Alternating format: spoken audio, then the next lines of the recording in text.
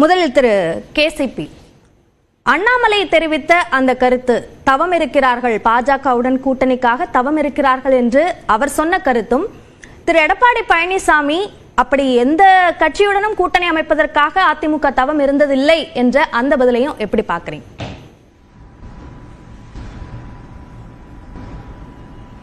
அண்ணாமலை கூறிய கருத்து அதிமுகவை குறிப்பிட்டு தான் அவர் சொல்லியிருக்கார். அதாவது பாஜகவால் தோல்வி அடைந்தோம், இதை சொன்னது சி.வி. சண்முகம் போன்ற பல முன்னாள் அமைச்சர்கள். அதை குறிப்பிட்டு மட்டும்தான் அண்ணாமலை அவர்கள் சொல்லியிருக்கிறார்.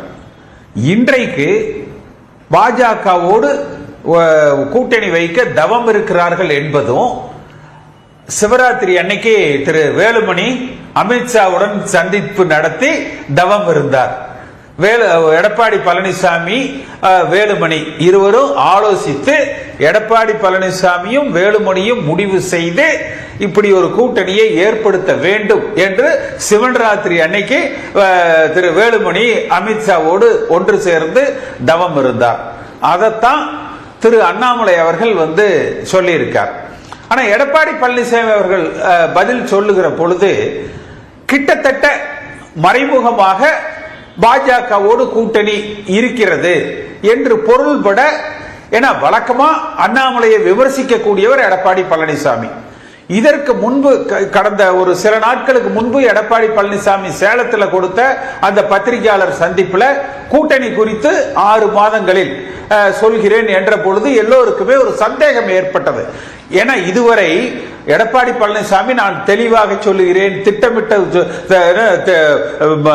தீர்க்கமாக சொல்லுகிறேன், பாஜகவோடு 2024 மட்டுமல்ல 2026 கூட்டணி கிடையாது என்று முழங்கி வந்தார். ஆனால் முதல் முறையாக கூட்டணி குறித்து 6 மாதங்கள்னு சொன்னார். அதற்கு பிறகு திரு விஜயகுமார் முன்னாள் சட்டமன்ற உறுப்பினர் அந்த மும்மொழி கொள்கைக்கு பாஜகவிடத்துல கையெழுத்து அந்த அவர்கள் மனுவில் இட்ட உடனே அவரை கட்சி விட்டு நீக்கினாங்க. அப்போ ஒருவேளை அதிமுக பாஜக கூட்டணி இல்லையோ என்கிற ஒரு சந்தேகம் தொண்டர்களிடத்துல ஏற்பட்டது. அப்படி ஏற்பட்ட சந்தேகத்தை போக்குவதற்காக இந்த அண்ணாமலை என்ன பண்ணாரு, போட்டு கொடுத்து பதில் வாங்கிட்டார்.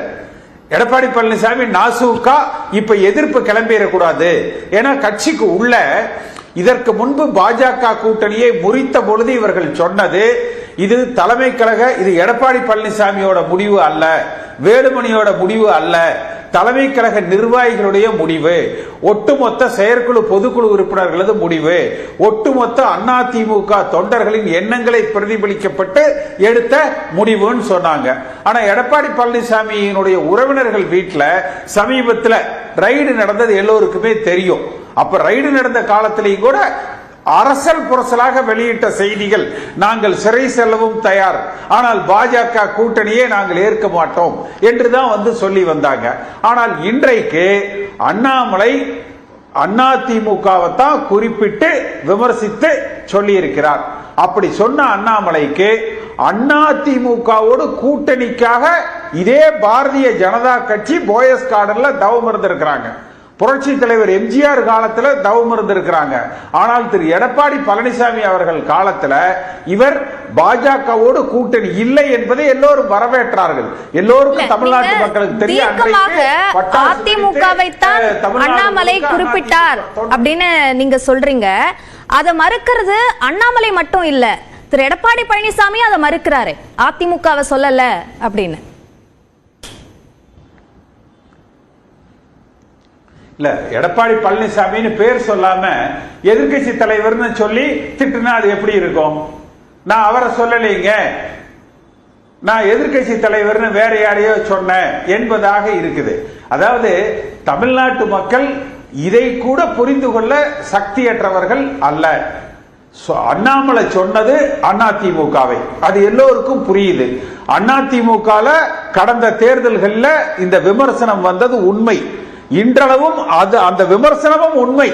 பாஜகவோடு கூட்டணி சேர்ந்ததால் மட்டுமே அதிமுக ஆட்சியை பறிகொடுத்தது. பாஜகவால் கூட்டணி சேர்ந்ததால் மட்டுமே 2019 நாடாளுமன்ற தேர்தலில் தோல்வி அடைந்தது. இது உண்மை. அதிமுக இது விமர்சித்ததும் உண்மை. அப்படிப்பட்டவர்கள் இன்றைக்கு கூட்டணி தவம் இருக்கிறார்கள் என்று எடப்பாடி பழனிசாமியும் வேலுமணியும் சில முன்னாள் அமைச்சர்கள் தங்களை பாதுகாத்துக் கொள்ள அவர்கள் தவம் இருப்பதும் உண்மை. அந்த உண்மையை சொன்னதுக்கு அப்ப இது கூட்டணி இல்லை என்று இருந்தால் எடப்பாடி பழனிசாமி அண்ணாமலைக்கு கொடுத்திருக்கிற அந்த பதிலும் அந்த தொனியும் வேற மாதிரி இருந்திருக்கும். இதுவரை நீங்க சொல்றதோட அர்த்தம் என்னவாக இருக்குன்னா, இந்த கூட்டணியில திரு எடப்பாடி பழனிசாமிக்கு விருப்பம் இல்ல, ஆனா கூட இருக்கிற சில மூத்த அமைச்சர்களுக்கு அந்த விருப்பம் இருக்கு அப்படின்னு சொல்ல வரீங்களா? முன்னாள் அமைச்சர்கள் இல்ல, எடப்பாடி பழனிசாமி உன்னுடைய உறவினர்கள் வீட்டில் என்னைக்கு ரைடு நடந்ததோ அந்த ரைடு நடந்த உடனே எடப்பாடி பழனிசாமி திரு வேலுமணியையும் எடப்பாடி பழனிசாமி அவர்களது மகனையும் அமித்ஷாவோடு டெல்லியில அனுப்பி பேச்சுவார்த்தை நடத்தினாங்க. இது கிட்டத்தட்ட ஒரு உறுதிப்பாட்டுக்கு வந்தது என்பது கோவையில ஈசா மையத்துல அந்த சிவராத்திரி அன்னைக்கு நடந்த அந்த நிகழ்வுல அமித்ஷா சந்திப்புல ஓரளவுக்கு உறுதிப்படுத்தப்பட்டிருக்கிறது. இதுதான் உண்மை. ஆனா எடப்பாடி பழனிசாமி விஜயோடு கூட்டணி வைக்கலாம் என்றுதான் எடப்பாடி பழனிசாமி முதல்ல, அதாவது இந்த நிகழ்வுகளுக்கு முன்பு அவர் ஒரு எண்ணம் கொண்டிருந்தார். ஆனால் இன்றைய தேதிக்கு இந்த எல்லா முன்னாள் அமைச்சர்களும் எடப்பாடி பழனிசாமி வேலுமணி உள்பட தங்களை காப்பாற்றிக் கொள்ள வேண்டும் என்பதற்காக அதிமுக என்கிற மாபெரும் இயக்கத்தை அடகு வைக்க துணிந்து விட்டார்கள். இன்றைக்கு ஏதேனும் செயற்குழு உறுப்பினர்கள் சொல்லியிருக்காங்களா? பொதுக்குழு உறுப்பினர்கள் சொல்லியிருக்காங்களா? தமிழ்நாடு முழுக்க தொண்டர்கள் பட்டாசு வெடித்து இதை வரவேற்கிறார்களா? இல்ல, இவர்களது சுயநலத்திற்காக இந்த முடிவு எடுத்திருக்கிறாங்க. அது கூட தேர்தலில் என்ன மாதிரியான பாதிப்புகளை கொடுக்கும்? அப்ப அதிமுக வெற்றி பெற்று விடுமா பாஜகவோடு சேர்ந்தால்? அப்ப இதுவரை ஒரு சிறுபான்மையினர் வாக்குகளை குறிவைத்து எடப்பாடி பழனிசாமி காய் நகர்த்தி வந்தார். அப்ப அந்த நம்பகத்தன்மை என்னாவது? இது பல பிரச்சனைகளை அதிமுகவுக்கு மேலும் ஒரு இன்றைய அரசியல் சூழ்நிலையில ஒரு பலகீனத்தை உண்டாக்கும். ஓகே, திரு கே.சி. பழனிசாமி, அந்த இணக்கம் இணைப்பு என்றெல்லாம் சொல்கிறார் திரு முனவர் பாஷா, அதை நோக்க நகர்வு என்பது தொடங்கி இருக்கு அப்படின்னு பார்க்கணுமா?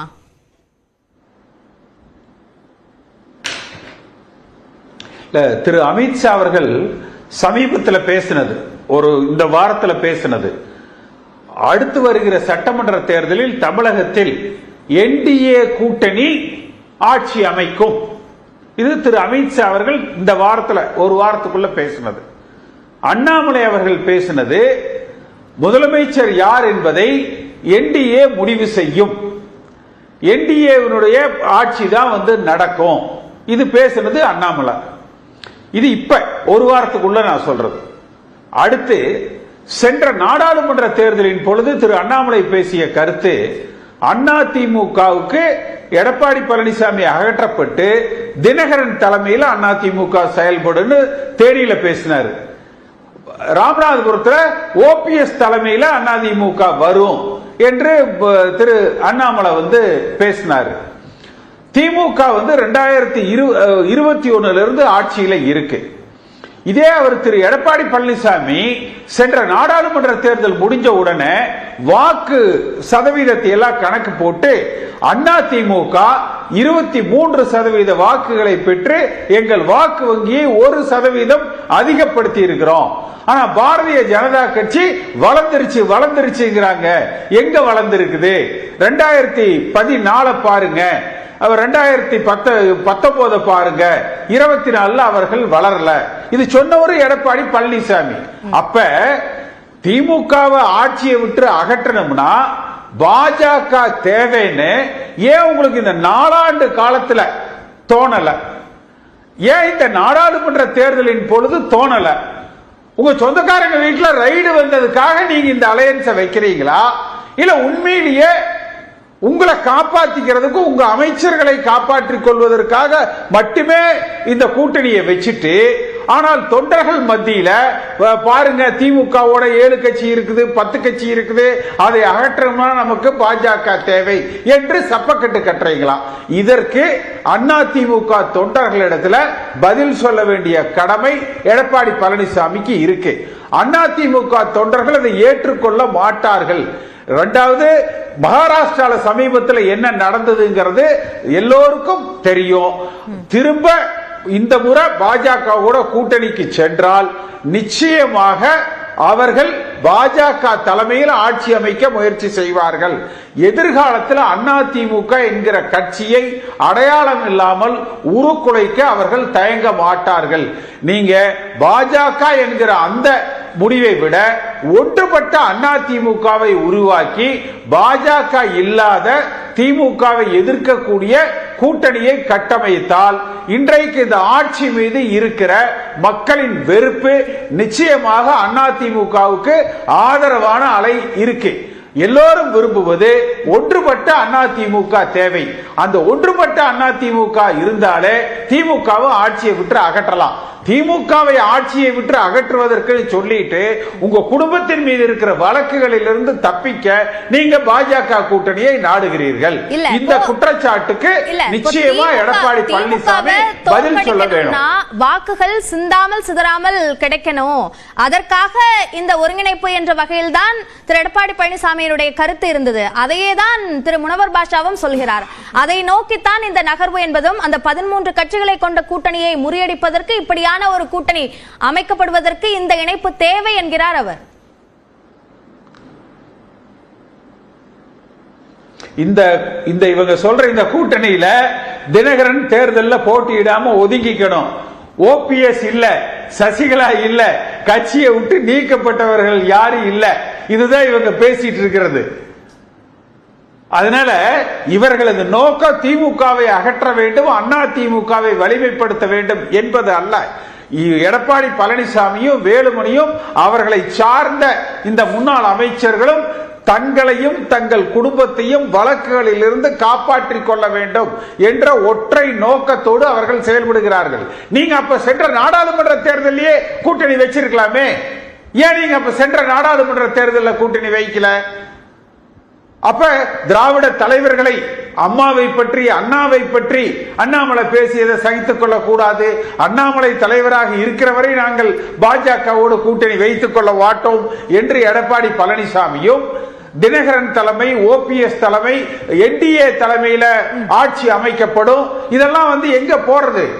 மக்கள் அவ்வளவு சீக்கிரம் மறந்துட மாட்டாங்க. சரி, மறந்தாலும் நீங்க இந்த வருகிற தேர்தலில் ஒன்றுபட்ட அதிமுக நீங்கள் உருவாக்க போகிறீர்களா? அதிமுக தலைமையில தனிப்பட்ட முறையில் அதிமுக ஆட்சி அமைக்குமா? அதற்கு உத்தரவாதம் இருக்க போகிறதா? இல்ல திரு அமித்ஷா அவர்களும் அண்ணாமலை அவர்களும் சொல்வதை போல கூட்டணி ஆட்சிக்கு பாஜக நிர்பந்தப்படுத்துகிறார்களா?